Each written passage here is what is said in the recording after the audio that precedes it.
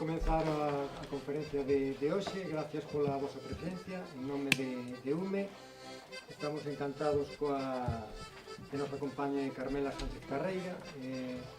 Sabedes que un dos obxectivos de UME é a recuperación documental e oral e a investigación histórica, que levamos feito varias xornadas ao longo dos últimos anos, centradas no pasado histórico do noso municipio, e estas xornadas do outono decidimos darlle un contido máis socioeconómico ás xornadas, deixar un pouco a un lado a historia, e contamos a semana pasada coa presenza dos membros da Asociación de Veciños de Esmelle, que nos contaron a súa experiencia no desenvolvemento do proxecto Esmelle. Para o día de hoxe, tendo en conta a trascendencia que tivo a empresa pública na nosa comarca e no noso municipio, pois escollimos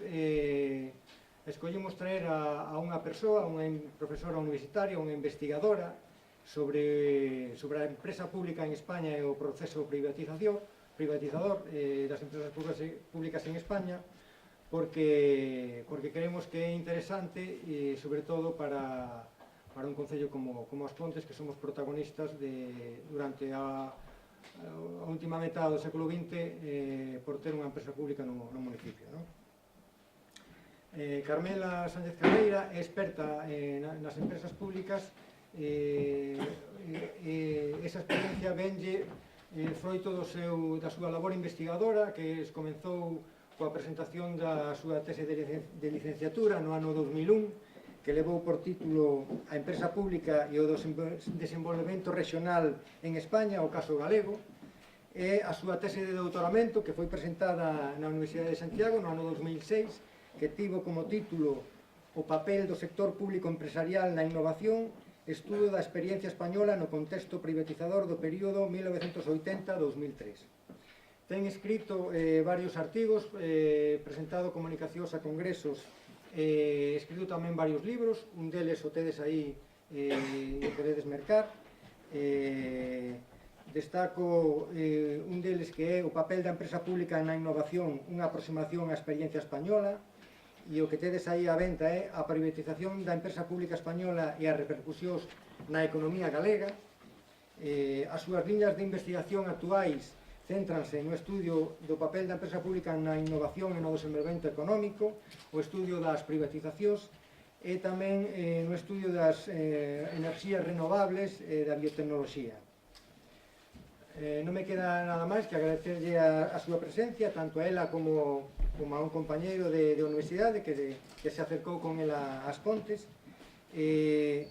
Espero que a súa charla nos descubra todo os aspectos do proceso privatizador que houve nas empresas públicas españolas na década dos 80 e dos 90, e desexo tamén que aos aquí presentes, tanto defensores como detractores do papel da intervención do Estado na economía e do papel das empresas públicas, que vexan colmadas as súas expectativas coas explicacións que nos dé do proceso privatizador das empresas públicas en xeral, de Endesa en particular, e da súa repercusión para a economía galega.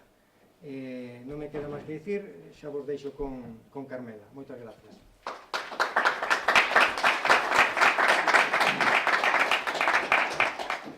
Boas noites, moitas gracias a todos por asistir nunha noite fría, típica de outono, e gracias en especial á Asociación UME por ter a preocupación polos temas históricos e socioeconómicos, e en particular a Manuel Souto, que tivo moito interés en que eu estivera aquí presente no día de hoxe. Tamén moitas gracias a todos os que colaboraron da organización para que esta charla poida ter lugar, con algúns problemiñas técnicos, polo que vou pedir disculpas. A mí non me gusta nada mirar para os papéis, pero como temos algún problemiña de compatibilidade coa presentación, terei que ir facendo algún seguimento para indicarlle a xenerosa Anabel cando debe pasar de diapositiva. Entón, xa pido disculpas por iso.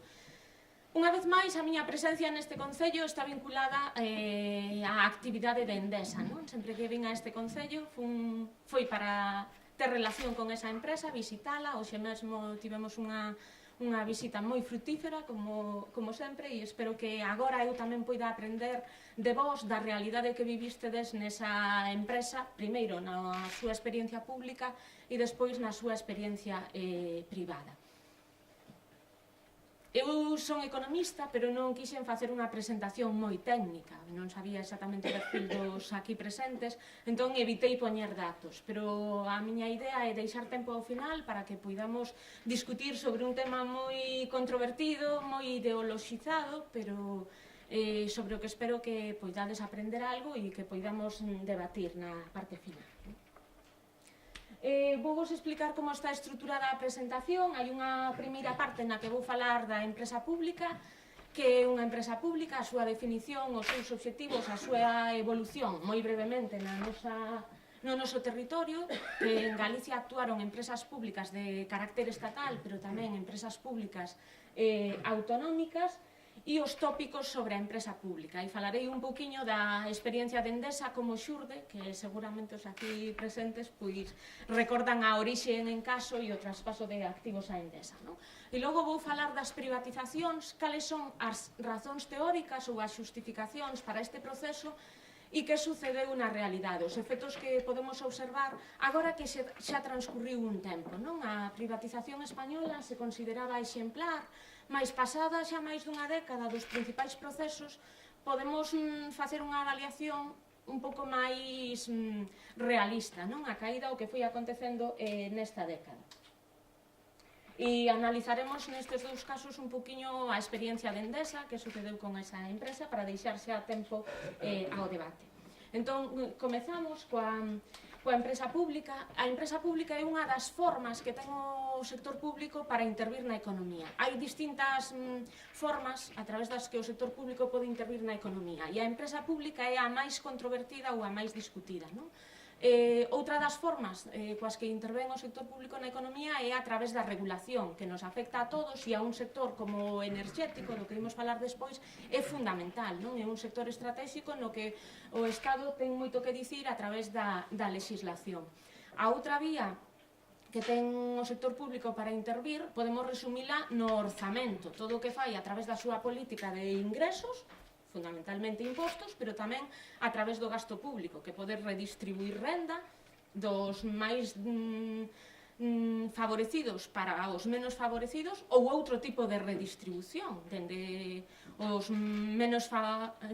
as clases medias cara ás clases altas ou cara ás clases baixas. Redistribución non indica xulgar en que sentido se fai unha reasignación de recursos, Pois a empresa pública é a máis controvertida porque se considera un instrumento bastante ideoloxizado ou politizado. Cando entramos a analizar a experiencia dos distintos países, podemos observar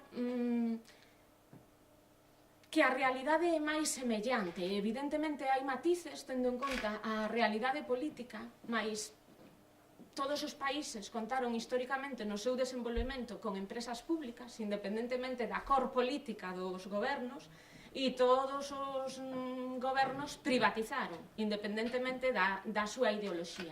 Algúns se sentían máis incómodos creando empresas públicas e utilizaban algún tipo de eufemismo, e o mesmo pasaba coas privatizacións. Algúns se sentían máis cómodos utilizando a palabra privatización e outros recurrían a enaxenacións, desinvestimentos, palabras que son máis estranas para o público en xeral.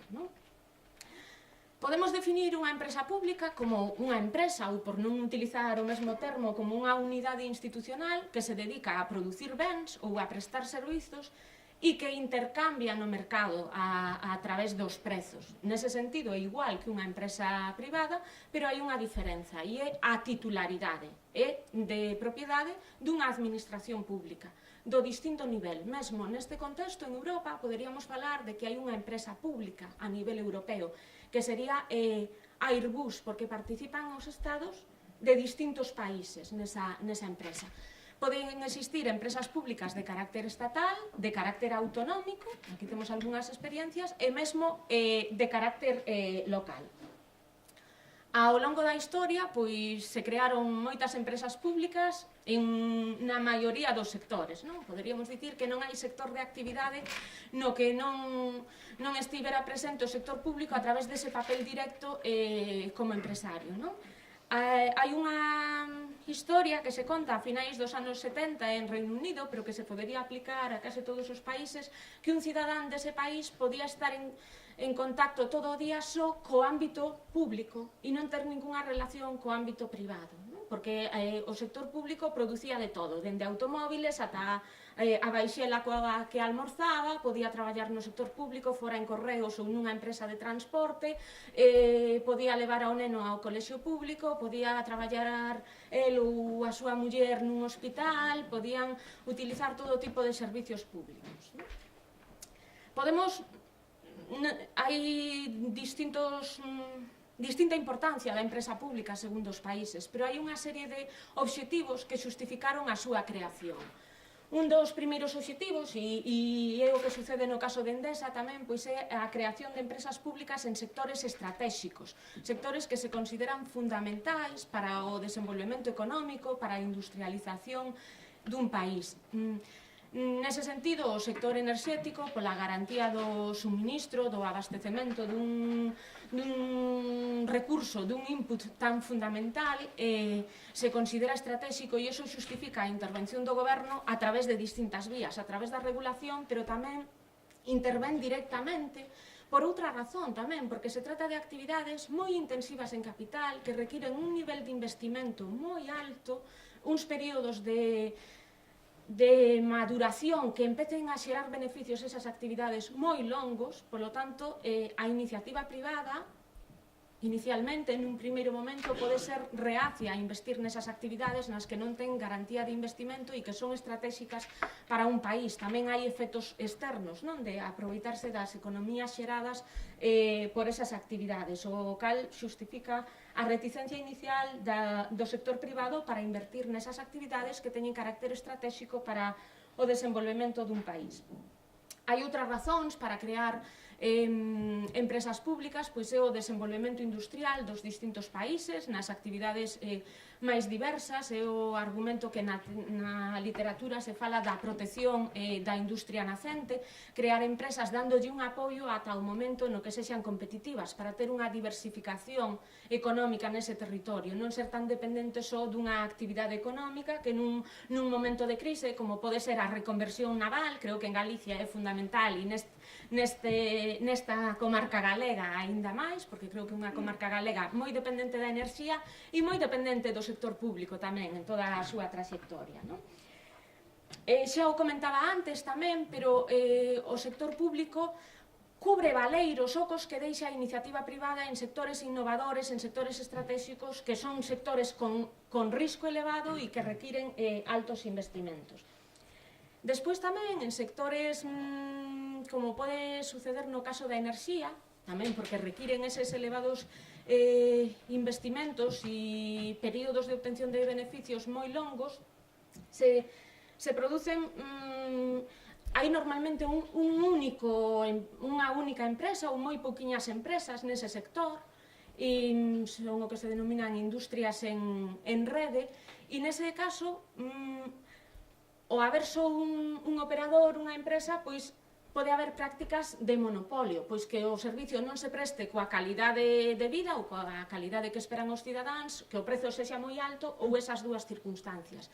Nesa situación o Estado pode intervir ben para regular e exixir unhas determinadas condicións, fixar uns prezos mínimos, ou ben exixir unha determinada calidade, e outra forma é crear novas empresas neses sectores, de algún xeito rompendo ese monopolio, que só exista unha empresa nese sector que o domine completamente e, polo tanto, crear novos axentes. Outra función moi importante, e que veremos que no caso de Galicia se desenvolveu, ao igual que en España, fundamentalmente na década dos 70, é a de manter o emprego en situacións de crise que afectan a determinados sectores. De novo volvo ao sector naval, pero nunha zona mineira como esta, pois tamén foi o que sucedeu, por exemplo, no caso da minería asturiana coa hulla do carbón, non? Coa empresa Unosa. E despois hai outra actuación da empresa pública que é máis dinamizadora, que é o seu papel no desenvolvemento regional, no desenvolvemento industrial e no desenvolvemento tecnolóxico. Cando analizamos a historia dos países desenvolvidos, vemos que o sector público como empresario tivo un papel moi importante como iniciador, como precursor en actividades tan importantes como a enerxía, sexa enerxía eléctrica, pero tamén na enerxía nuclear, por un tema de seguridade tamén, en temas máis todo relacionado coas telecomunicacións, que tamén son sectores estratégicos, coa electrónica, coa aeroespacial e a defensa, pero tamén en actividades máis recentes como a biotecnoloxía. A primeira empresa española que se crea no sector biotecnolóxico tamén o fai con capital público. Tamén sucede o mesmo no financiamento para actividades innovadoras, o que se denomina actividades de capital risco, pois foron desenvolvidas nos países do noso entorno con capital público. Logo farei unha referencia de novo a isto pola experiencia que ten Galicia. Vistos os obxectivos, igual parece, dende esta comarca, quizáis non, porque coñecedes a transcendencia da empresa pública e o que sucede coa privatización, mas hoxe en día pode parecer moi arcaico ou moi prehistórico falar de empresa pública. Entón, quería dar algunhas xustificacións de por que falamos de empresa pública. Primeiro, porque dende a perspectiva histórica constitui un vector de dinamismo moi importante para o desenvolvemento industrial de sectores estratégicos, pero de moitas outras actividades. Xa vos comentaba antes que casi non hai sector de actividade no que non houbera presencia pública na economía española, e iso que foi un dos países nos que a empresa pública tivo menos peso, pero tamén noutros países europeos aínda máis. Un segundo motivo é moi obvio, porque seguen existindo e ademais non se prevé a súa desaparición. Non só porque no contexto de crise económica os distintos países optaran por nacionalizar distintas actividades bancarias, pero tamén outras actividades moi afectadas pola crise, como sucedeu históricamente noutras crises, logo me referirei á crise dos 70 na que sucedeu iso, pero porque non se prevé a súa desaparición no futuro, aparecen continuamente novos campos de intervención para o sector público.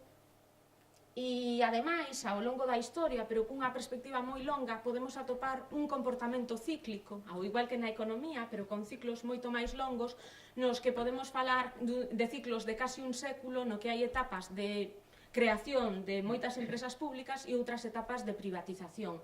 O proceso privatizador que se viviu nas últimas décadas nas economías europeas e con particular intensidade na economía española, tendo un menor peso da empresa pública, non é novo, sino que non me vou remontar á historia, pero que no século XIX xa tivo lugar todos os procesos de desamortización ou a privatización da xestión, que hoxe en día se observa sobre todo no nivel local tamén, a externalización de servicios que antes se prestaban internamente, pois de servizos de basuras, de servizos de augas, de servizos de ocio e deportivos, pois eso xa sucedeu no século XIX e logo no século XX, fundamentalmente despois da Segunda Guerra Mundial, houbo un rexurdir importantísimo da empresa pública. E logo a crise económica dos anos 70 tamén xerou un novo auxe, unha nova expansión da empresa pública.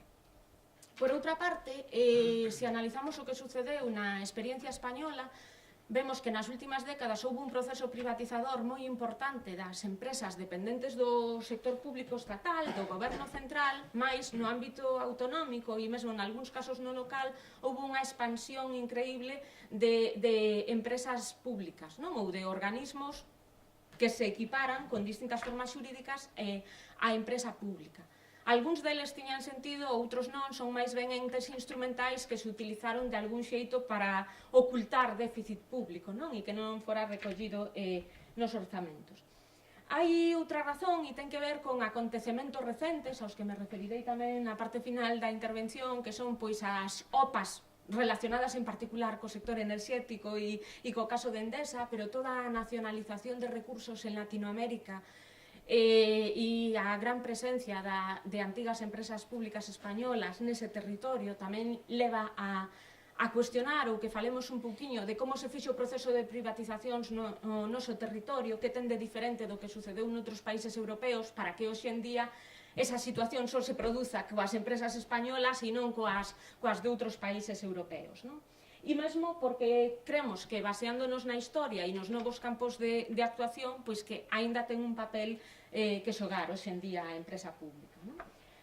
Bueno, esta diapositiva xa vamos pasar máis rápido porque un poquinho a traxectoria histórica para que vexades que a empresa pública non xurde da nada, sino que ten moita tradición xa nas reais fábricas que existían nos distintos países europeos alá polo século XVI ata o século XVIII. No século XIX xa comentaba anteriormente que se viviu un proceso privatizador tan intenso como o das últimas décadas.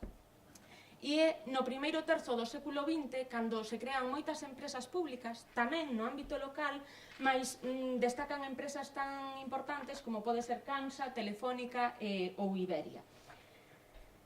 Será, no caso español, despois da Guerra Civil, coa creación do Instituto Nacional de Industria, o coñecido INI, como un instituto que se creou en plena época autárquica para a industrialización da economía española, non? Que tiña graves deficiencias no sector industrial, moitos sectores económicos sen desenvolver, non?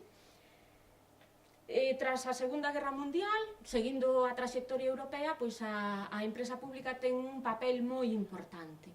No caso español, esa importancia é moito menor que noutros países europeos, mas a súa importancia na actividade industrial é moi significativa, chegando a dominar moitos sectores de actividade, sectores estratégicos e outros sectores industriais moi relevantes. Entón, a evolución en España é bastante semellante a que observamos en Europa, mais cun menor peso da empresa pública, remarcadamente no ámbito industrial si ten unha importancia moi significativa e ao mesmo tempo no proceso de privatizacións España privatizou moi intensamente partindo dunha menor base de empresa pública. A nivel europeo podemos distinguir tres grandes fases na privatización. Hai un primeiro momento no que se privatizan sobre todo empresas industriais, logo me referirei un poquinho máis a estes procesos. En segundo lugar, se privatizan aquelas actividades que podemos considerar de algún xeito de servizos estratégicos, como todo o que ten que ver coa distribución de enerxía, coas telecomunicacións, e unha terceira fase que, segundo os países, tivo lugar en distintos momentos e que creo que na nosa sociedade é o momento no que estamos agora mesmo, pois é a privatización daqueles servizos públicos máis básicos, non? Como educación ou sanidade. Vexamos un poquinho rapidamente a evolución da empresa pública na economía española e tamén na galega. Dicíamos que é tras a Guerra Civil, cando se crea o Instituto Nacional de Industria, en plena autarquía, como un instrumento para industrializar a sociedade española. Na actuación do Instituto Nacional de Industria podemos distinguir tres grandes fases. Este organismo creouse en 1941 e existiu ou estivo vixente ata 1995. En 1995 non é que desaparecera literalmente, sino que as súas empresas se traspasaron a unha nova sociedade que se constituiu, que é a SEPI, a Sociedade Estatal de Participacións Industriais, que a día de hoxe aínda conta pois cunhas 25 empresas que dan emprego aproximadamente a 20.000 traballadores. Por eso antes vos dicía que siguen existindo empresas públicas, en España están concentradas na SEPI e tamén na Dirección Xeral de Patrimonio do Estado, que ten 40 empresas, fundamentalmente de servizos, e que empregaban ata o ano pasado a 70.000 traballadores. Digo ata o ano pasado porque a empresa Correos pertencía a ese ente e dende o ano pasado pois se traspasou a SEPI. Entón estou dando os datos tradicionais para min como se Correos pertencera á Dirección Xeral de Patrimonio do Estado. Pois ben, neses anos de historia, máis de 50 anos de historia do INI, que interviu en 200 empresas dos máis diversos sectores, 200 empresas de xeito directo, porque esas empresas tamén podían participar indirectamente noutras actividades, podemos distinguir tres grandes fases. As dúas primeiras décadas de existencia, as décadas de 1940 e 1950, que é a posta en marcha do Instituto e cando emprende os proxectos máis ambiciosos. Os proxectos aos que logo nos referiremos, en particular, de Encaso ou Endesa, circunscríbense a esta época. A segunda etapa sería a década dos 60 e aí nos atopamos nunha situación na que o sector público intervén só dun xeito subsidiario, cando non o fai a iniciativa privada, como complemento. Entón aí non hai actuacións tan relevantes. E despois, creo que é importante destacar o seu papel na década dos 70, porque a intervención da empresa pública pode ter dúas xustificacións tamén, non os obxectivos aos que me refería antes, sino dúas xustificacións. Por un lado, crear iniciativas propias, crear novas actividades, ou ben intervir en actividades xa existentes, como fixo na década dos 70, con esa función que se denomina función social de absorción de empresas privadas en crise. Actuar, e así se recoñece na literatura, como un hospital de empresas, ou para salvalas ou para liquidalas, porque aínda que se pensa que nunca se pecharon empresas públicas, sí se pecharon algunhas. Non é tan coñecido, pero sí que se pecharon algunhas empresas públicas. Entón, na década dos 70, o Instituto Nacional de Industria se centra na absorción de empresas privadas en crise moi localizadas en determinadas zonas que podían causar unha crise económica e social neses territorios. Antes me refería ao caso de Unosa, pero no caso de Galicia temos a referencia da construción naval, non? De Astano e Barreras, Astano en Ferrol e Barreras en Vigo, e tamén en Vigo o grupo de empresas Álvarez, non? Unha empresa de porcelana.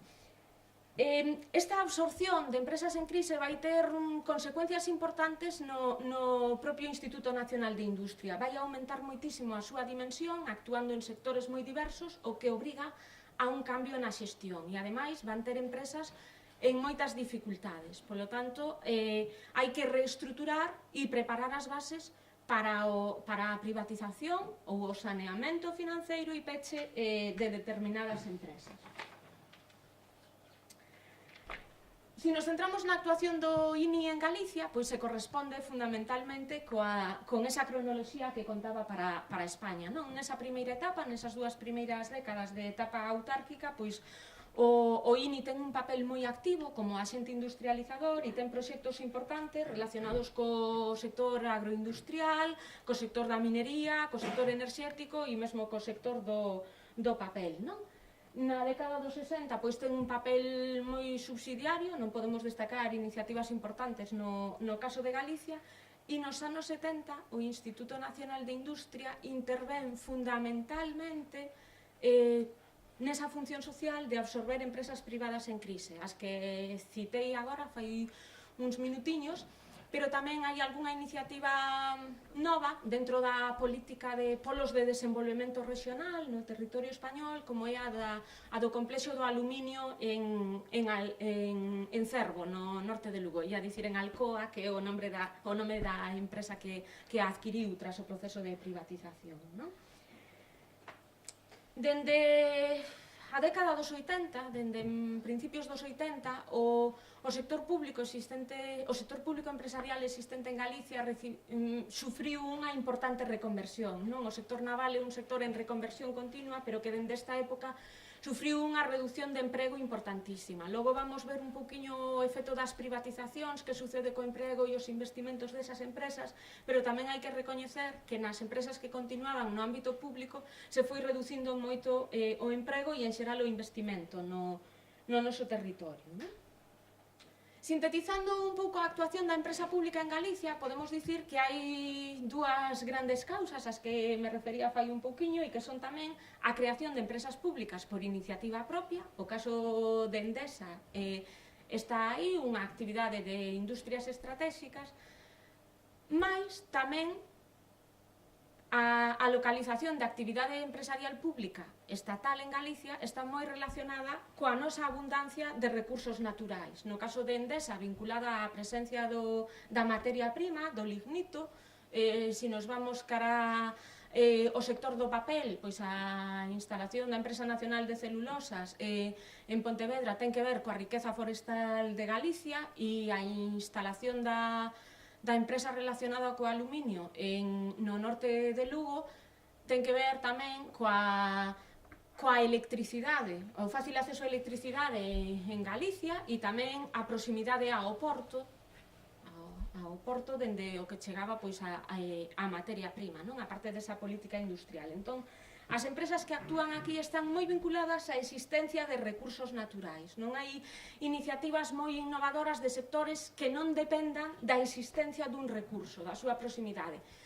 O caso completamente diferente sería o de Madrid, que a mediados do século XX non era unha economía moi industrializada, pero unha aposta pública de localización ali das actividades máis intensivas en innovación conseguiu un importante desenvolvemento industrial e innovador nese territorio.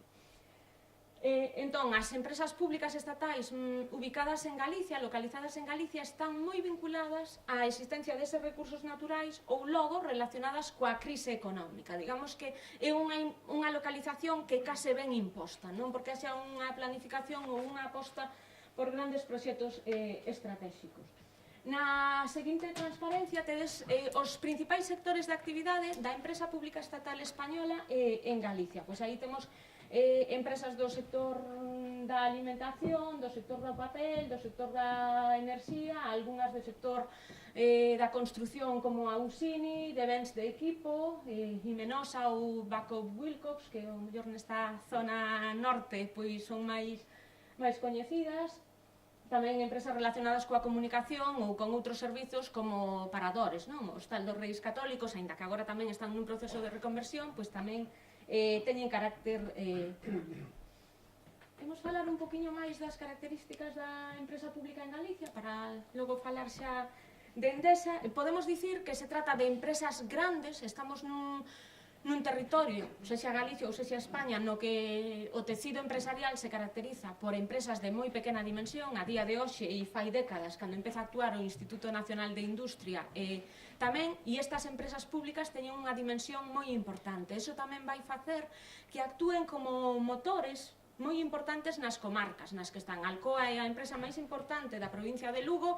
Creo que aquí non é necesario falar da importancia económica de Endesa para este pobo, por suposto, pero para toda a comarca, e o mesmo para a construción naval en Ferrol. E, de feito, dende todas as crises do sector naval, pois están sempre como en crise ou en declive, non? A propia cidade ou a propia sociedade deses territorios. Por lo tanto, son empresas cunha maior dimensión, son tamén empresas intensivas en capital, que requiren un volume de investimentos moi importante, no caso do sector eléctrico é moi obvio, e pertencen a sectores non innovadores, sectores maduros.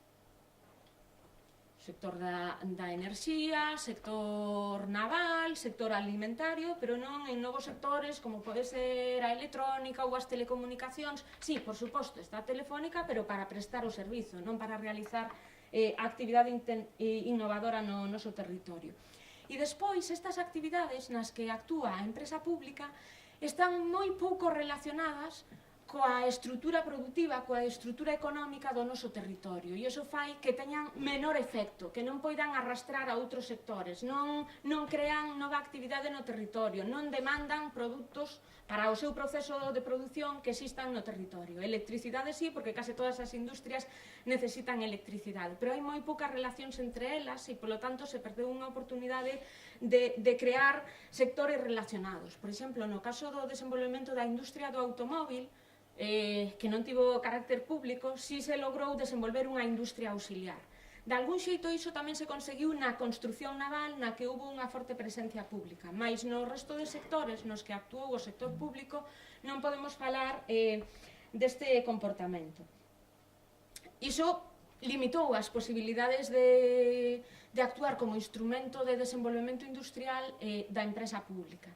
E despois, os sectores nos que actuou a empresa pública tamén levaban unha componente medioambiental moi importante, un impacto medioambiental significativo. É certo que se produces electricidade, pois tes que contaminar, e tamén hai que dicir que as empresas públicas, vos dicía que son importantes na innovación, porque tamén foron pioneiras no uso de tecnoloxías para ir reducindo o impacto desas actividades, mas teñen un impacto medioambiental significativo, que non é compensado de algún xeito polo emprego, polo valor engadido que xeran neses territorios. Porque, por exemplo, non se completan as actividades no noso territorio. falei varias veces xa do caso de Alcoa, pois fan unha primeira transformación do aluminio que se seguía transformando, onde xeraba maior valor engadido, maior riqueza, maior emprego, eran noutras partes do territorio español e despois xa incluso fora de España, non? Pero se asumía o maior custo medioambiental sin obter o beneficio da realización da actividade nese territorio, non? Polo que se refire á empresa pública autonómica, xa comentaba antes que son fundamentalmente empresas de servizos, pois a máis destacada é a Corporación Radio Televisión Galega ou o Sergas, pero hai algunha outra actividade menor tamén, empresas de menor dimensión, do sector industrial ou do sector servizos, pero tenden a ser empresas máis pequenas e fundamentalmente orientadas ao sector servizos.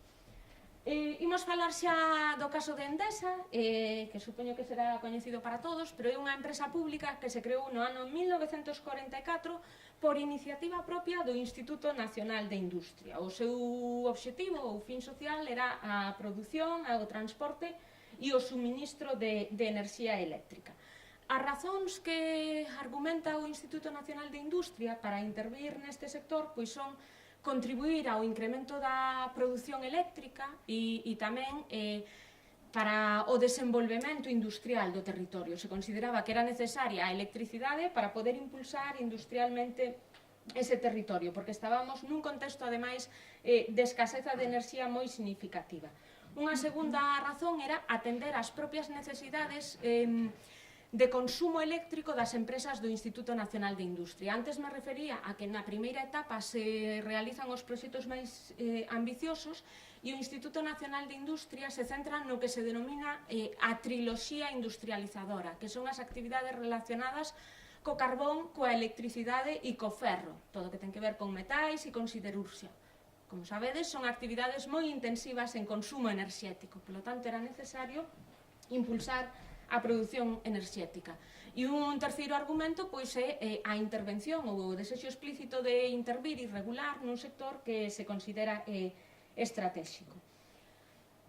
Algúns dos cambios que se producen en Endesa, porque se crea en 1944, pero vai medrando esa empresa absorbendo outras empresas do sector que pertencían ao propio Instituto Nacional de Industria. No ano 1971 pasa a depender de Endesa a Compañía Hidroeléctrica de Galicia e en 1983, dentro desa reestruturación que se vive no grupo INI como consecuencia de aumentar moitísimo a súa dimensión e ter empresas en crise, en moitas dificultades de sectores moi distintos, nese caso estamos falando de que o grupo Endesa absorbe moitas empresas do sector eléctrico do propio INI, non? Que aparecen aí citadas. O ENER, que é a empresa nacional hidroeléctrica Ribagorzana, Gas e Electricidade, a empresa nacional eléctrica de Córdoba, a empresa de electricidade de Canarias, UESA Fenosa, Unión Eléctrica Madrileña e Fenosa, que todos coñecen, e Encasur, non? A empresa nacional carbonífera do Sur. Esa foi un poquinho a evolución de Endesa nesta época, pero a orixe de Endesa, polo menos aquí nas Pontes, está moi vinculada á empresa nacional Calvo Sotelo, non? A empresa nacional Calvo Sotelo de combustibles líquidos e lubricantes, máis coñecida como Encaso, que é a segunda empresa que crea o INI e é o proxecto máis ambicioso do Instituto, non? O seu obxectivo era a produción de combustibles líquidos e de lubricantes e tamén pois aproveitar os subproductos relacionados con esa actividade, non? As rocas bituminosas, os lignitos e o refino de cru. Esta empresa, nesa época, a principios dos anos 40, conta co desenvolvemento de tres emprazamentos, non? O de Puerto Llano, en Ciudad Real, o de Escatrón en Zaragoza e o das Pontes. Esa factoría das Pontes foi construída nos anos 40 e entrou en funcionamento en 1949, pois para a produción e gasificación de lignitos, para a transformación do lignito e tamén para o nitramón, non? Que está moi relacionado tamén coa empresa nacional de fertilizantes, Enfersa, que tamén serviu, non na mesma medida que Endesa, pero serviu para a dinamización desta desta zona.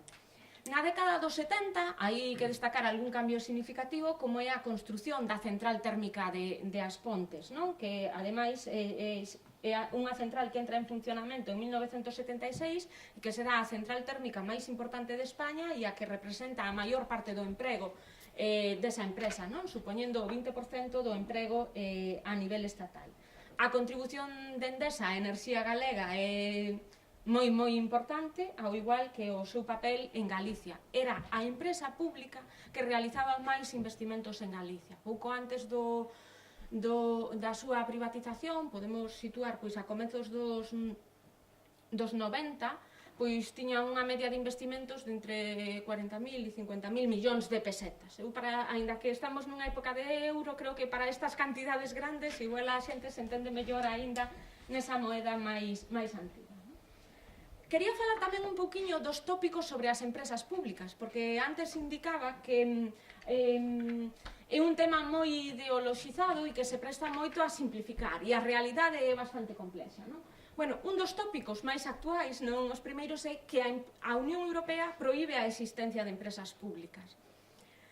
A Unión Europea ten moita regulación e nos condiciona continuamente, cada vez máis, mas non ten ningún artigo en ningún tratado no que indique que non é posible a existencia de empresas públicas.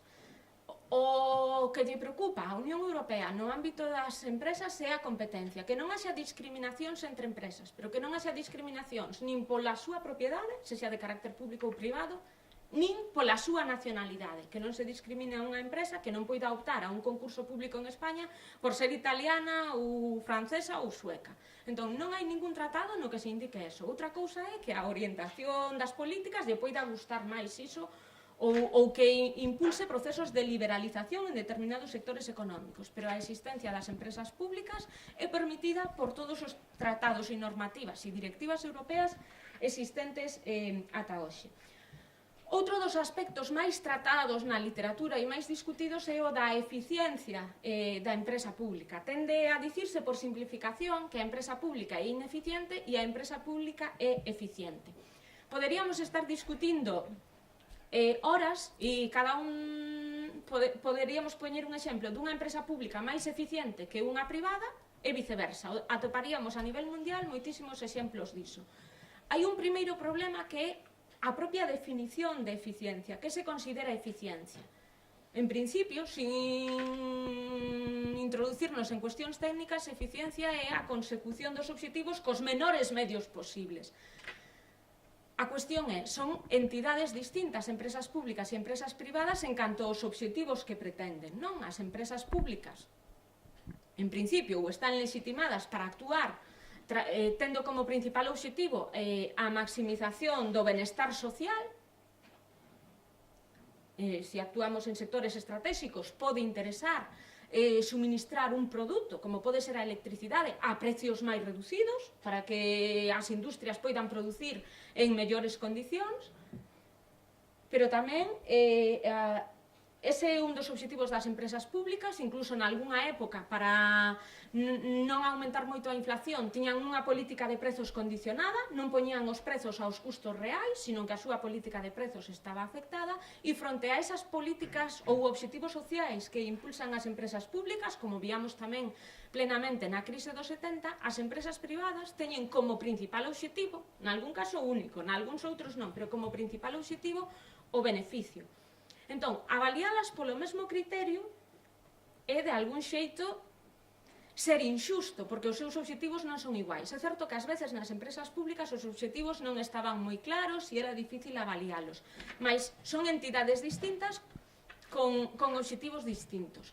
Hai moita literatura empírica que trata de analizar a eficiencia de empresas públicas e privadas. Esa literatura, tras moitas discusións, o único criterio que pode utilizar para comparalas é o criterio do beneficio. Aínda así, os resultados non nos permiten concluir que as empresas públicas sexan menos eficientes. Xa vos dicía que hai un problema de comparalas polo criterio dos beneficios cando as empresas públicas non teñen iso como obxectivo principal. Hai outra cuestión e tamén é que é moi difícil atopar nun mesmo territorio que poidamos comparar dúas empresas do mesmo sector que teñan o mesmo tamaño, porque hai outras variables que influen na eficiencia, como poden ser o tamaño, o sector de actividade no que estamos e, sobre todo, o grao de competencia que existe nese sector. Como estamos aquí, creo que o mellor exemplo é Endesa. Endesa sempre foi o líder do sector, unha cota de mercado moi significativa, que, como logo veremos, segue tendo a día de hoxe unha cota de mercado aínda moi importante, non? Porque lle corresponde pola súa dimensión, pola súa trayectoria e polas capacidades que ten demostradas. Mais comparar unha empresa pública de semellante dimensión cunha empresa privada que o mellor, pois no caso do sector eléctrico poderíamos comparar o mellor en España con Fecsa, que só actúa nun ámbito territorial moito máis limitado, son comparacións un pouco distorsionantes, non? Pois, con todas esas limitacións, os estudos empíricos non nos permiten afirmar que as empresas públicas sexan menos eficientes pola súa propia natureza. Despois, hai comportamentos que sí poden levar a esas situacións, pero polo feito de ser públicas non son máis ineficientes. Unha das variables que máis importa para a eficiencia é a competencia. E a isto volverei despois cos efectos da privatización. Outro dos tópicos, para rematar xa con esta parte da empresa pública, que me parece que me estou estendendo moito e quero falar tamén das privatizacións, é o de que as empresas públicas xeran perdas sistemáticamente. Se analizamos as empresas españolas que tiñan máis beneficios, sempre vamos a topar nos primeiros postos empresas públicas moi importantes, que son denominadas como as xoias da coroa, non? Endesa, Telefónica, Repsol, Tabacalera, e xa estaban aí sendo públicas, a día de hoxe siguen estando aí. Xa vos anticipaba que a absorción de moitas empresas privadas en crise nos anos 70 supón un cambio moi importante no Instituto Nacional de Industria, e é que pasa a ter perdas. Unha entidade que nunca tivera números vermellos, a partir dese momento empeza a ter perdas. Gran parte das perdas do Instituto Nacional de Industria veñen de empresas absorbidas do sector privado, de empresas que no sector privado se atoparon con serias dificultades, non? Do sector naval, pero de sectores moi diversos. Poño o caso do sector naval porque aquí foi o máis relevante, non? As empresas públicas estaban situadas pois nas mellores posicións, tanto en beneficios como en volumen de investimentos. Por suposto, na actividade innovadora destacaban notablemente nun contexto de debilidade innovadora do ámbito empresarial. Eran axentes innovadores moi importantes, moi dinamizadores, impulsaron novos sectores de actividade, telecomunicacións, enerxía, electrónica, capital risco, aeronáutica, sectores intensivos en tecnoloxía, polo tanto. E ademais tiveron, pero xa antes de privatizarse, despois coa expansión das privatizacións, coa expansión a Latinoamérica no contexto das privatizacións destes países, pero eran as que tamén destacaban pois nas exportacións, por exemplo, non? En indicadores económicos que se utilizan das empresas.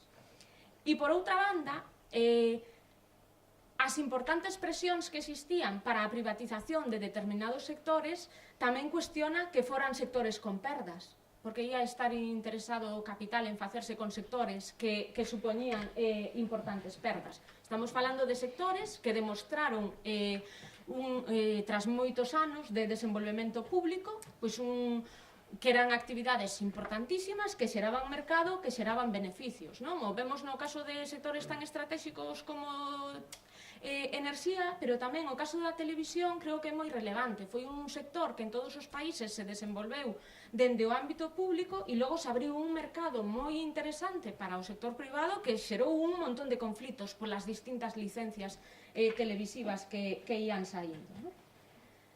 Pasamos xa ás privatizacións,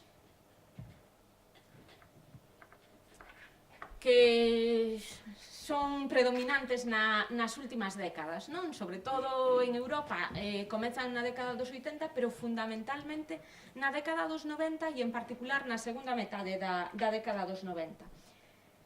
Tamén hai moita discusión sobre o concepto de privatizacións, pero a privatización poderíamos definila como o paso ou a transferencia de recursos dende o sector público cara ao sector privado, que implica unha perda de control do sector público deses activos. É a transferencia de mans da propiedade dende o ámbito público cara ao ámbito privado.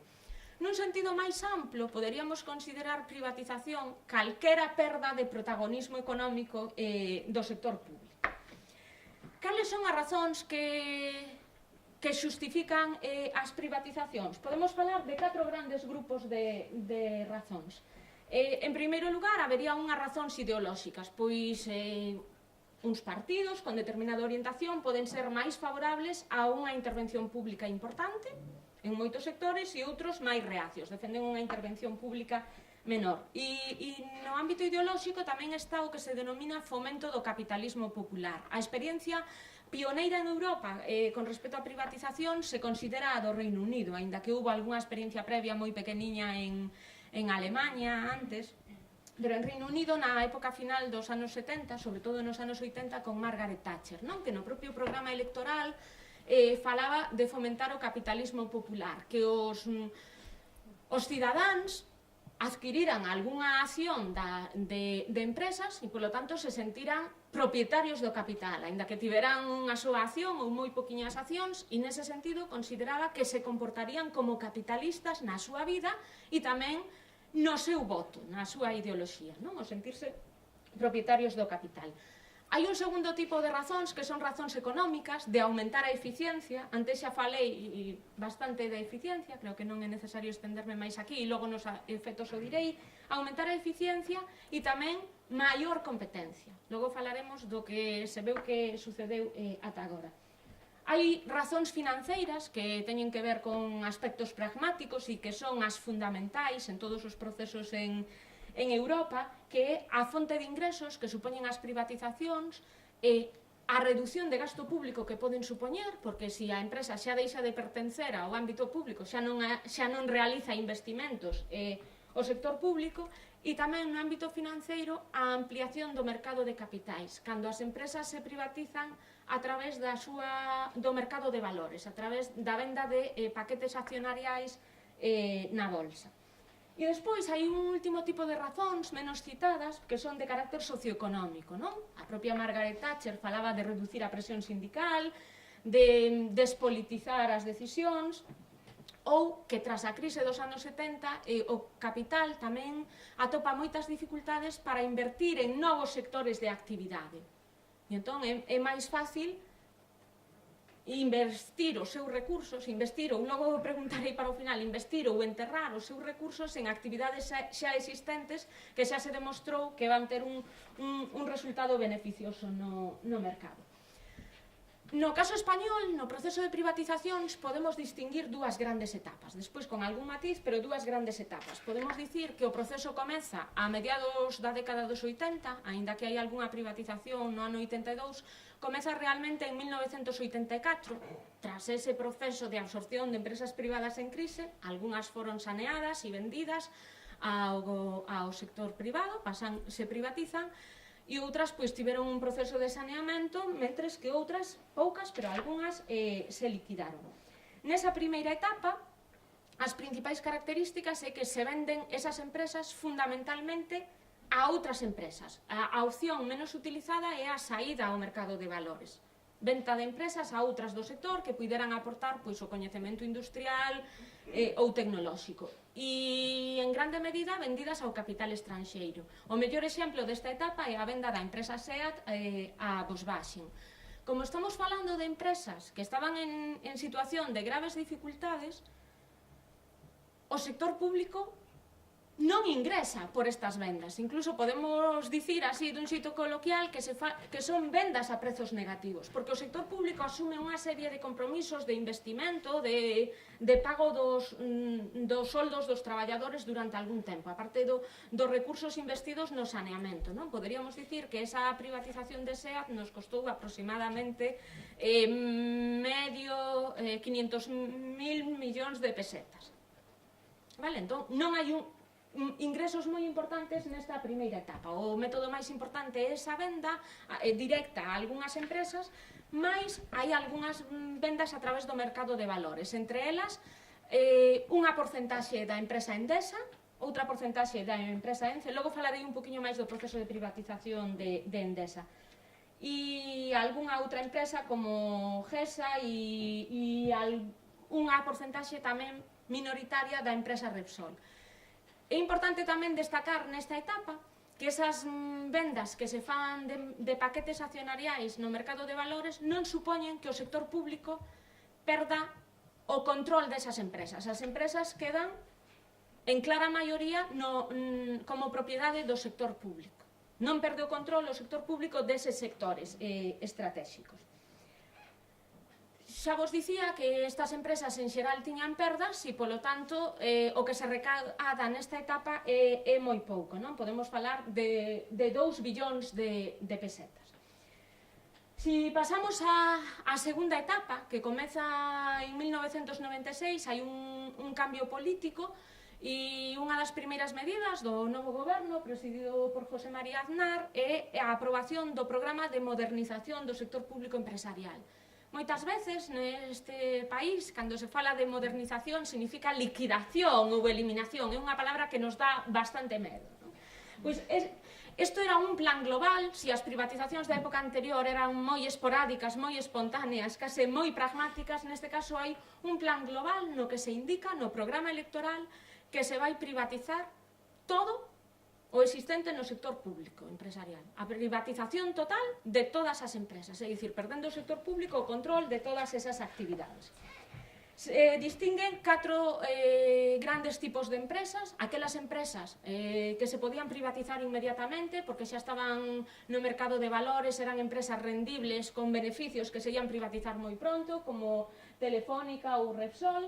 Un segundo grupo de empresas no que se atopaba Endesa, que eran empresas recoñecidas que reunían moitas das condicións do primeiro grupo, pero que necesitaban a liberalización do sector para entendernos a apertura á competencia antes da súa privatización, e logo outro grupo de empresas que se consideraba máis difícil a súa venta, porque estaban en procesos de crise ou por razóns sociais, como era o caso de Unosa ou incluso Santa Bárbara, que logo se chegou a privatizar e que estes días volve ser noticia, non? A fábrica de General Dynamics na Coruña.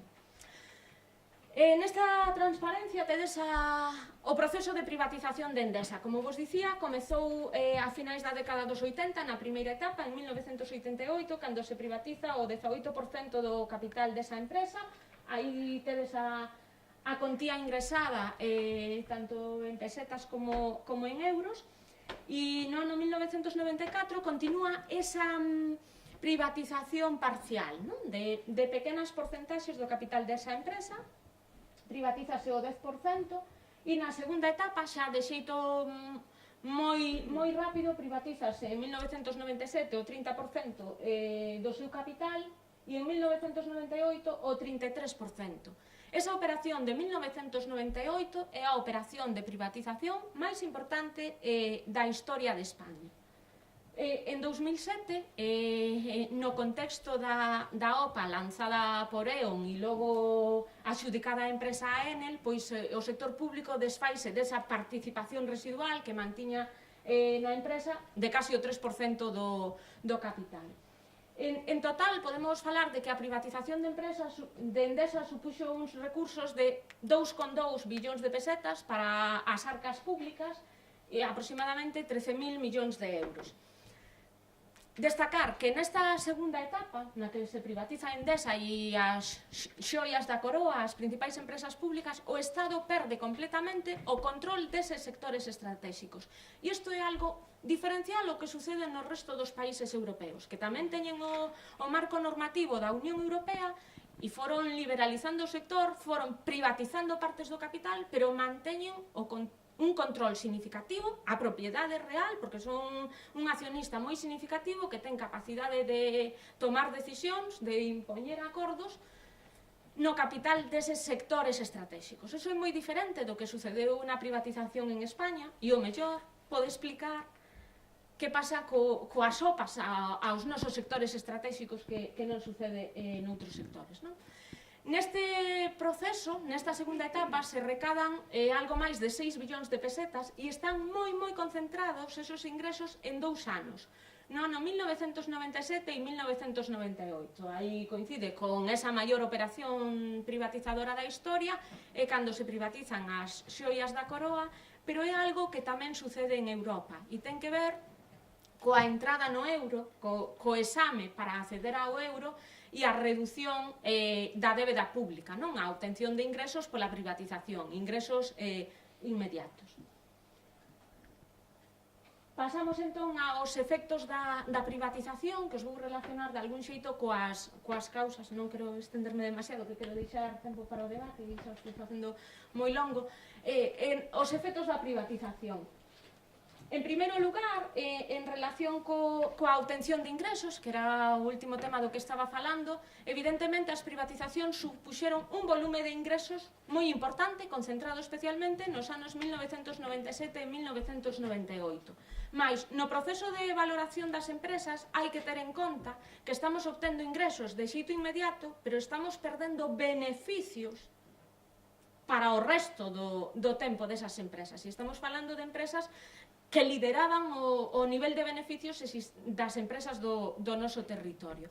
E o que se di, pan para hoxe e fame para mañán. Ingresamos moito hoxe e, sobre todo, concentrar tanto as privatizacións en moi pouco tempo fixo que o mercado non puidese absorber todas esas empresas que se vendían, que non houbese capital suficiente para podelas pagar polo seu valor. De feito, hai informes do Tribunal de Contas e de algúns estudosos indicando que houve unha infravaloración significativa das empresas privatizadas, do seu valor, non só porque a cotización en bolsa, que eu creo que non debe ser o único criterio para valorar as empresas, pero se nos fixamos na cotización en bolsa ou no nivel de beneficios das empresas, pois o recadado parece moi baixo, non? Nun período de anos moi curto xa se xera ese volume de recursos ingresado polas privatizacións.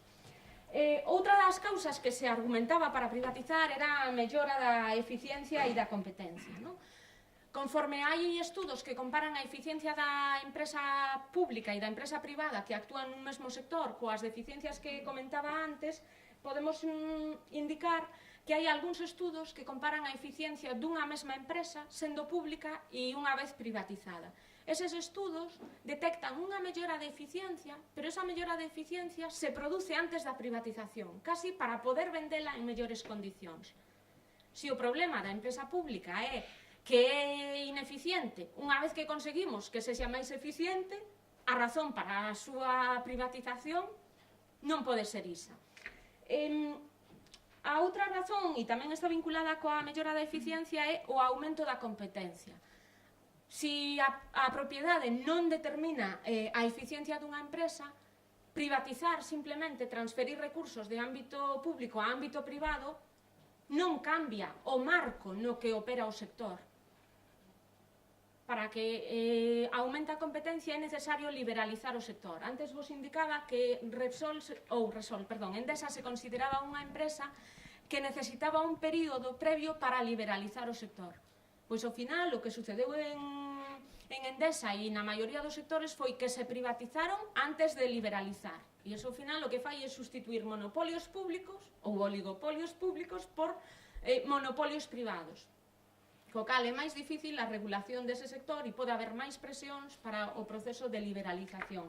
A realidade é que a día de hoxe esas grandes empresas dos sectores os seguen dominando. As súas cotas de mercado apenas variaron tras a implantación dos procesos de privatización. Endesa, antes da privatización, tiña unha cota de mercado, dependendo de se consideramos o tramo minorista ou o conxunto xeral, pois entre o 40% e o 50%, e a día de hoxe, pois aínda que se reduciu un pouquiño, segue sendo claramente o líder, o dominador dese mercado con taxas moi próximas, non? E, por exemplo, no mercado español hai unha grande concentración. Se nos fixamos, por exemplo, na comercialización de enerxía, as tres grandes empresas representan o 72% do mercado. Noutros países se aproxima a metade, pode ser o 40%, ou incluso no caso de Noruega, pois é un terzo. Entón, temos unha concentración moi importante dese sector. Despois, en canto á reducción de prezos, España é o terceiro país da Unión Europea co prezo da electricidade máis caro. Puxen o exemplo da electricidade, pero podemos ver en calquera outro sector como as telecomunicacións. A reducción de precios vai moi vinculada á existencia de competencia tamén. Eu creo que un exemplo moi ilustrativo é o caso, Primeiro se podía ver no caso das telecomunicacións coa diferencia entre as chamadas nas que sí había competencia, chamadas nacionais, por exemplo, e nas locais que non había competencia durante moito tempo, pois eran moito máis caras, rebaixaban aqueles tramos nos que había competencia e mantiñan prezos elevados nos que non había. E creo que sucede claramente no sector aéreo, non? Naquelas rutas, naqueles traxectos nos que hai empresas de baixo custo, nos sae moi barato viaxar, mas onde non hai competencia, os prezos son moi elevados. Algúns efectos máis das privatizacións? Pois que hai un cambio de poder na sociedade. Esas empresas, como as xoias da coroa, representaban o 17% da produción da economía española, pois a súa privatización supón que iso cambia de mans. E a transferencia de propiedade non significou, na maioría dos casos, nova actividade, novo investimento, sino que foi unha transferencia de recursos, non serviu para xerar novo valor, novo emprego. Por iso eu falo ás veces de enterrar recursos máis que crear nova actividade, é simplemente cambiar propiedade de unhas mans para outras. Tamén hai que sinalar dentro dese cambio de propiedade que a banca tivo unha presencia moi relevante na privatización da maioría das grandes empresas. Na de Endesa eu creo que foi na que menos tivo, pero no caso de Telefónica, de Repsol, de Iberia, pois a presenza do Banco Santander, do BBVA e tamén da Caixa en particular e en menor medida de Caja Madrid é moi relevante, non? Para actuar en sectores nos que non tiñan experiencia. Para ir avanzando, no caso das privatizacións en Galicia, pois a maioría das empresas públicas que se privatizaron non tiñan a sede en Galicia, non? Eran empresas dependentes do sector público estatal e das que se privatizaron só permaneceron en mans de capital galego a empresa Elcano, a empresa Barreras, que estes días acaba de cambiar de propiedade, a empresa Ence, a empresa nacional de autopistas, pero que xa non continúa con presencia galega, o grupo de empresas Álvarez, que xa non existe, desapareceu a súa actividade, e Sodiga. Sodiga, antes me refería ao capital risco, Sodiga foron sociedades de desenvolvemento industrial que creou o INI naquelas rexións atrasadas. A primeira que se creou foi en Galicia, en 1972, e esta empresa tiña como objetivo investir en pequenas e medianas empresas, un investimento participando no seu capital de xeito minoritario e de xeito temporal, nun período máximo de 10 anos.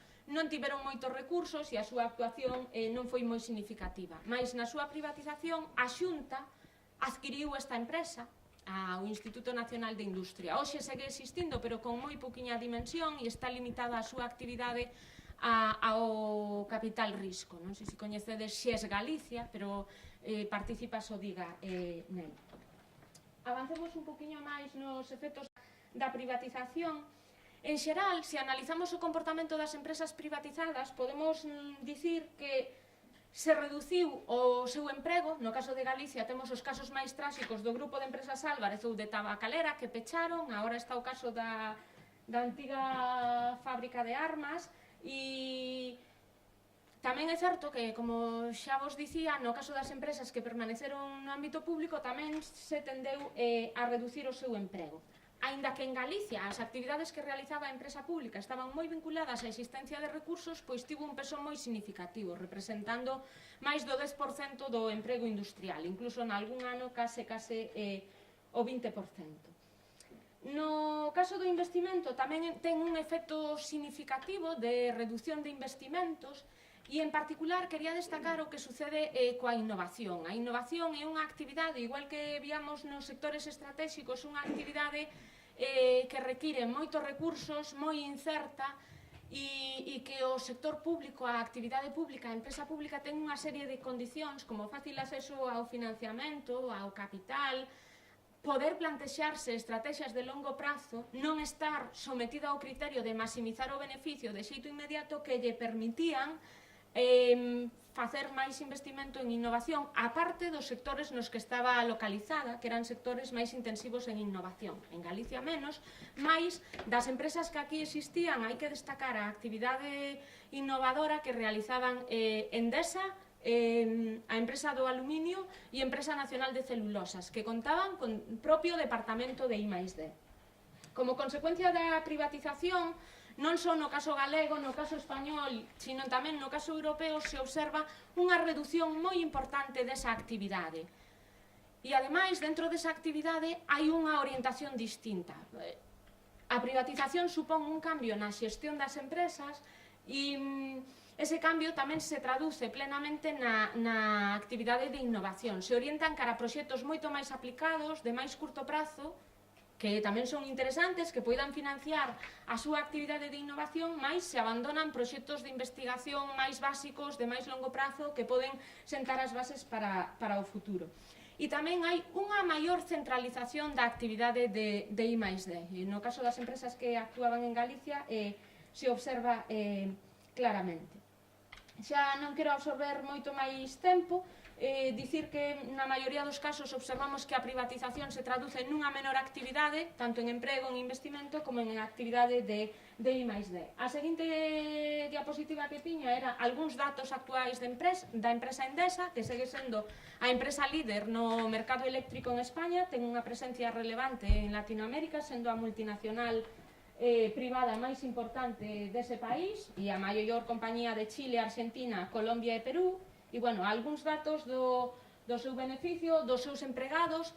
Hai que ter en conta unha cuestión. Cando estas empresas presentan os seus datos, hoxe en día teñen unha actividade en Latinoamérica importantísima que absorbe prácticamente a metade do seu negocio e tamén se foron diversificando, actuando en novas actividades, en novos sectores. Pois, de algún xeito, na enerxía eléctrica puideron introducirse en renovables, no ámbito das telecomunicacións, pois todo o desenvolvemento vinculado á telefonía móvil, o desenvolvemento das actividades online, e a pesar diso reduciron moito o seu emprego. Cando presentan as cifras, e presentan as cifras globais, a sensación inicial pode ser distinta. Aínda así, Endesa durante moitos anos tivo máis de 25.000 traballadores. Hoxe en día falamos de 22.000 e en España están a metade, a outra metade pertencen a Latinoamérica. E algo semellante sucede nos investimentos. Xa son as dúas últimas transparencias, era simplemente para mencionar a acción de ouro, que era un instrumento que tiñan os gobernos cando perdían o control, a propiedade total dunha empresa, de poder influir sobre determinadas decisións, sobre todo a venda ou o cambio de participación dun 10% do capital da empresa. Endesa tiña vixente este instrumento, esa acción de ouro, ata o ano 2007, máis unha sentencia do Tribunal Europeo do ano 2005 cambiou esta situación, porque o Tribunal dictaminou, xulgou que afectaba a competencia, entón anulou esta posibilidade. E nos anos máis recentes, dende 2005, pois se observan varias OPAs, non? A de gas natural a Endesa, logo a OPA de E.ON, ata chegar á situación actual, que adquiriu Enel, que, por certo, é unha empresa pública italiana, na que o sector público italiano ten unha participación de aproximadamente o 30%. O mesmo que sucede en Francia, que sucede en Alemanha, que sucede en moitos outros países europeos. Xa, por último, falando do sector eléctrico, quería mencionar tamén esa confusión entre sector público e sector privado, pois a existencia das portas xiratorias. Como creo que xa falei demasiado e debemos deixar algún tempo para o debate, simplemente deixo aí algúns exemplos de presidentes, non só en España, sino en Alemania. O primeiro foi o antigo presidente alemán Schröder, que se foi para Gazprom meses despois de abandonar o goberno, cando tomara decisións relacionadas con esas empresas, que nos levan a unha maior confusión, pero temos ministros dos distintos partidos e outros altos cargos tamén. Nada, pois para... Tamén tiña unha última diapositiva sobre o plan das pontes, pero creo que xa todos coñecedes que Endesa contribuiu dun xeito significativo a esa iniciativa. Entón, a empresa pública en Galicia, para concluir xa, pois non contribuiu ao noso desenvolvemento territorial porque se baseou fundamentalmente en empresas vinculadas aos recursos naturais, pero aínda así tivo unha importancia moi significativa, especialmente nalgúnas comarcas que serviu de dinamización, e a privatización pois supón unha merma de actividade, en algúns casos co peche. Xa non quero consumir máis tempo. Moitas gracias pola atención.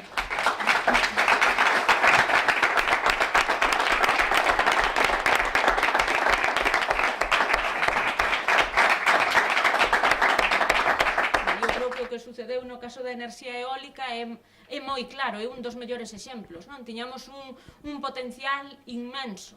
En capacidades non estábamos moi lonxe da experiencia que se considera pioneira no mundo, que é a de Dinamarca, non? Por dimensión, somos moi semellantes, pero nos faltan moitas outras cousas, cooperación entre nós, pero tamén o desenvolvemento aquí da actividade industrial, non só ter o recurso vento, sino poder desenvolver aquí os aeroxeradores, pero non só as PAS, sino a tecnoloxía que vai aí implicada, que requiramos capital humano máis formado, son moitos aspectos. Entón, creo que a enerxía é imprescindible, que vamos seguir tendo un peso importante no ámbito enerxético, pero que estas actividades necesitan especialmente apoio público. Mais hoxe en día o sector público ten un déficit impresionante, non xerado pola súa actuación, sino absorbendo os déficits de empresas privadas, fundamentalmente da construción, pero de algún outro tipo da construción e do sector financeiro, sobre todo, non? Entón, nos están recortando case todo o que fai o sector público como para facer iso. Supoño que iso implica un cambio da concepción sobre o papel do sector público, non? Que enlaza un pouquiño, non contestei antes porque non había ningunha pregunta explícita, pero con algúns dos teus comentarios que falabas do tema da eficiencia. Eu creo que hai que defender o sector público, pero para que faga as cousas ben e para que mellore continuamente e para exixirlle, non para que, por ser público, exista. Por ser público non é menos eficiente, pero por ser público non ten que facer todo mellor. Pero tamén nós como cidadáns podemos exixir para que o sector público o faga mellor e as propias empresas, aínda sendo privadas, que o fagan mellor, exixindo unha certa calidade dos servizos, non? Por exemplo, a través do sector público, antes vos comentaba que en xeral as empresas públicas tras privatizarse reducen o seu esforzo en innovación. Eso sucedeu en Galicia, en España e en Europa. En Xapón non sucedeu. Que pasa? Que os xaponeses teñen outra cultura? Sí, pero tamén o Estado regulou para que o que fora construído entre todos, con capital de todos, do sector público, seguira contribuindo á sociedade, que mantiveran como mínimo o seu esforzo en innovación. Porque, ademais, a innovación non é só boa para a sociedade, sino boa para esas empresas. O mellor esas empresas non se están dando conta que primando a súa conta de resultados a moi curto prazo, están condicionando o seu futuro, perdendo oportunidades e competitividades nun futuro non tan lonxano como poden pensar, non? Entón, a intervención pública aumentou en algúns casos porque había novas actividades e noutros casos porque a situación era moi mala, mas neste momento creo que temos un problema de recursos moi serio, non por responsabilidade pública, fundamentalmente. Seguro que moitas cousas dende o ámbito público se puideron facer mellor, pero a débeda que ten hoxe en día a España non corresponde fundamentalmente ao sector público, porque fai moi poquinho tiñamos a menor débeda pública de Europa, non? E con respecto ao Fondo Monetario Internacional, eu antes me refería á Unión Europea. É moi claro que estas institucións teñen unha orientación moi determinada, que exixen a privatización, pero hai moitos países europeos que fixeron privatizacións graduais, non perderon o control de sectores estratégicos como sucedeu no noso caso. Ao final son recomendacións, e a dicir, estas institucións non obrigan, a nós a día de hoxe nos obrigan, porque se utilizan moitos eufemismos, xa o dixen, no que son privatizacións, no que son empresas públicas, en todo o que ten que ver con despedimentos e no tema do rescate tamén, non? Se utilizan eufemismos cando queremos dominamos a linguaxe perfectamente para ocultar, non? Para ser transparentes, non? E no caso que se comentaba aí, pois das OPAs, todos eses temas de información privilexiada están mal, non son éticos e son sancionables dende o punto de vista legal. Pero aquí tamén temos a experiencia, antes falaba dos efectos sobre a competencia, a privatización dos sectores levou aparellada a creación de novos entes públicos, a Comisión Nacional da Enerxía, para controlar o sector enerxético, a Comisión Nacional das Telecomunicacións, que agora se acaban de fusionar na Comisión Nacional da Competencia, mas teñen moi poucos efectos reais cando hai pactos entre as empresas. Me dá igual que sexan as gasolineiras, que sexan as eléctricas, as empresas do sector aéreo ou de calquera outro sector, non? Ou da distribución alimentaria, que tamén pode haber pactos nese sentido, non? Entón, é a función, a regulación pode ser boa ou mala. Para min o ideal é que non haxa que sancionar. Mas se hai comportamentos que acaban afectando a calidade dos servizos, que se prestan aos cidadáns, sobre todo en sectores tan básicos, en sectores estratégicos, é fundamental garantir o acceso ao servicio e a calidade mínima, non a un prezo aceptable, non, eu creo que o mellor, e por desgracia, non, pero o mellor os propios feitos o van a acabar parando, porque creo que na nosa sociedade non hai demanda, non hai mercado suficiente para o ámbito privado, para que esas empresas que prestan ese servicio no sector privado poidan prestar o servicio integral que fai o sector público, de atender todo tipo de enfermidades, porque en xeral o sector privado está moi especializado en algún tipo de actividades, pero prestar ese servicio integral de realizar a propia investigación, as tecnoloxías máis avanzadas están presentes no ámbito público, creo que o sector privado non vai poder, entre outras cousas, porque o empobrecemento da sociedade fai que se convirta nun ben de luxo. Dentro de pouco a educación, pero a sanidade aínda é máis grave. Non quero falar de educación porque eu pertenzo a ese sector, non? Entón, si se vai convertir nun ben de luxo. A min xa o que máis me preocupa, que a día de hoxe nunca collín unha baixa por enfermidade, pero digo, e agora se enfermas, eu que culpa teño de enfermar para que encima non ter soldo ou ter... Seguramente vai ser o período da miña vida no que teña que gastar máis, porque mellor tens que facer unha dieta especial, o custo dos medicamentos, que ahora xa hai que empezar a pagar, non? Entón, seguramente cando dean perdas, de novo o Estado socializará perdas e logo privatizará mal vendendo os recursos, non? Por eso é un círculo que eu creo que este tema sí que o podemos estudar continuamente, non? Nos dá para estudalo definitivamente. Mas penso que nalgún sitio xa se demostraron casos de que non podían funcionar eses hospitais privados, non? E agora que se está falando tanto da privatización, non hai ningún estudo onde se demostre esa maior eficiencia ou os maiores custos, non? Tamén hai unha privatización máis indirecta, que é a externalización de moitos servizos, todos os servizos de limpeza, de seguridade, dos alimentos, que nos hospitais os alimentos non se cociñen ali, sino que cheguen dende outro sitio, xa non van vir con todas as vitaminas, as propiedades alimenticias que deban ter, non? Mais alá de que o propio Tribunal de Contas demostrara que non é máis económico, non é máis saudable e non é máis económico. Pois parece que sí, que vamos para un empobrecemento, non? Con respecto ao investimento nos bancos noutros territorios, cando se puxo recursos, se poñían unha serie de condicións. Aquí fomos tan xenerosos que puxemos recursos e casi dicimos que nin os poñemos, para que eles non vayan sentir que teñen unha responsabilidade coa sociedade, non? Evidentemente somos economistas, non adiviños. É certo que a crise se vía vir, mas como economistas, ás veces actuamos como asesores de políticos. Non quero dicir que todos os políticos sexan iguais, que creo que en absoluto. Igual que as persoas somos iguais en dereitos, pero despois non somos iguais. Cada un ten o que se merece ao longo da vida, non? Mais tampouco nos fan caso moitas veces. Ás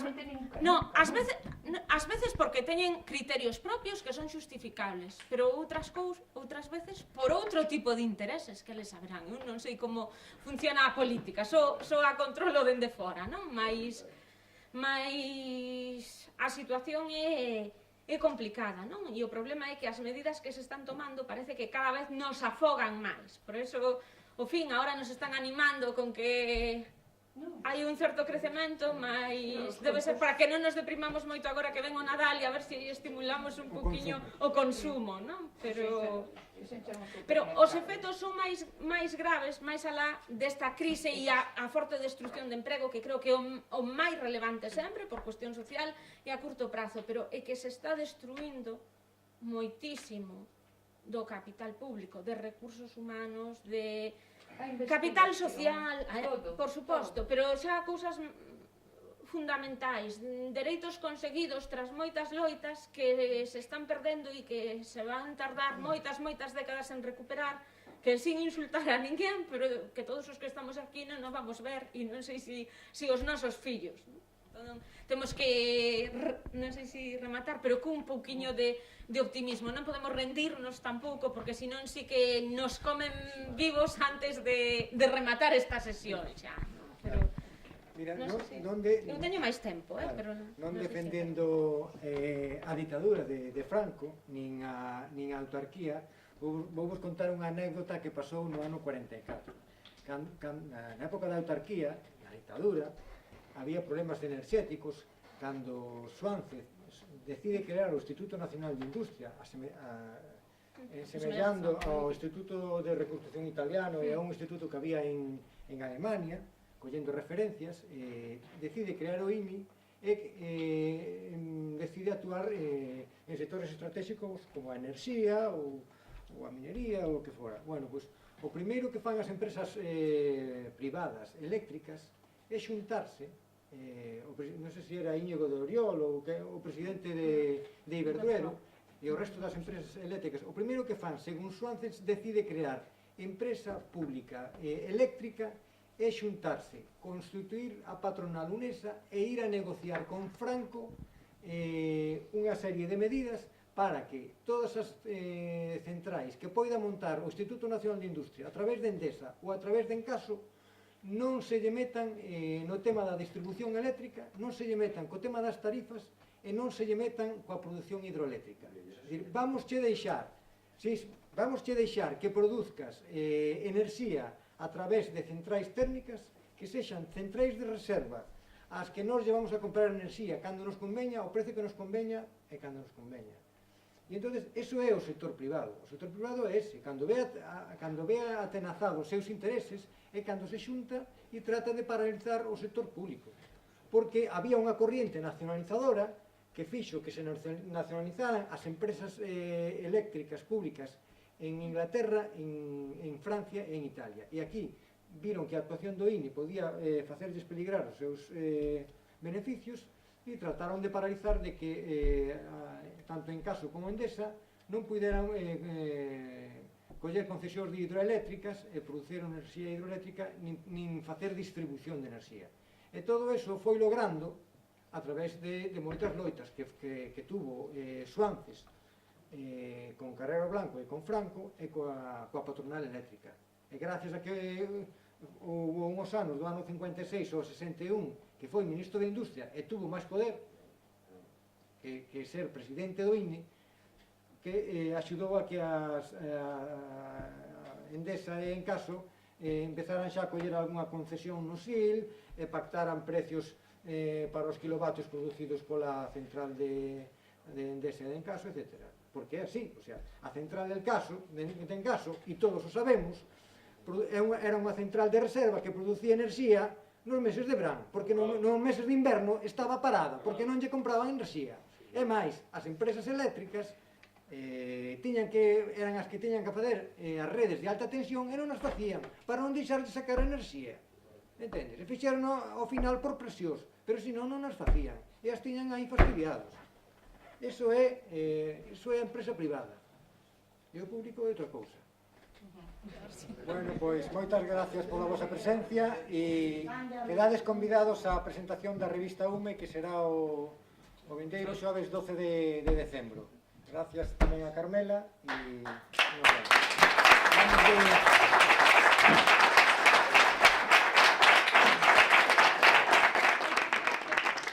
a entregarle unha cesta de produtos do EUME para que os leve para Santiago, que non pase fame. Moitísimas gracias. Por favor, que... E unha reproducción do vaso campaniforme que apareceu na Vila de Ella. Moitísimas gracias.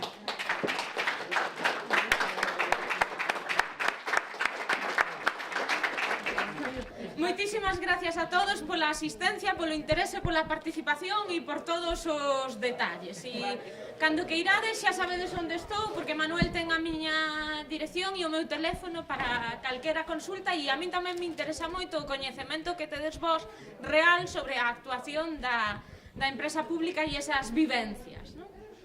Un placer estar aquí sempre. Pois espero que teñamos máis oportunidades.